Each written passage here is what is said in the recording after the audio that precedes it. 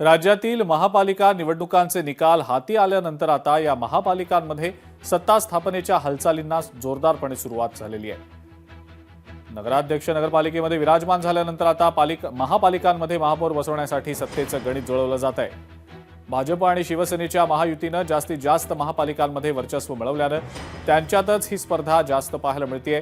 त्यातच सर्वाधिक नगरसेवक बिनविरोध म्हणून निवडून आलेल्या कल्याण डोंबिवली महापालिकेमध्ये नगरसेवकांची पळवापळवी होत असल्याचा आरोप होतोय। मात्र आता याच अनुषंगाने एक मोठा राजकीय ट्विस्ट पाहायला मिळालेला आहे। शिंदेंच्या शिवसेना जिल्हा प्रमुखांनी ठाकरेंच्या शिवसेना जिल्हा प्रमुखांची भेट घेतलेली आहे, तर दुसरीकडे ठाकरेंचे नॉट रिचेबल असलेले दोन्ही नगरसेवक जे आहेत त्यांच्यावर कारवाई केली जाणार असल्याचं जिल्हा प्रमुख शरद पाटील यांनी सांगितलेलं आहे।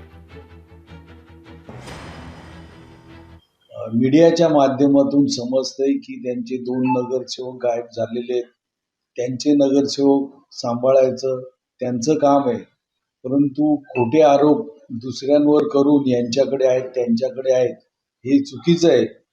सध्या सर्व नवनिर्वाचित नगरसेवक आहेत। प्रत्येक पक्षाने आपापले नगरसेवक आपल्या ताब्यात आणि आपल्या बरोबर ठेवणं त्यांची प्रत्येकाची जबाबदारी आहे। 9 नगरसेवक हे एकत्रितरित्या आहेत, पण 2 नगरसेवकांना काल नोटीस बजावण्यात आलेली आहे। आमचे जे जिल्हा प्रमुख आहेत पूर्वेचे शरद। लोकशाही मराठी ऐका, पहा, जागरूक रहा।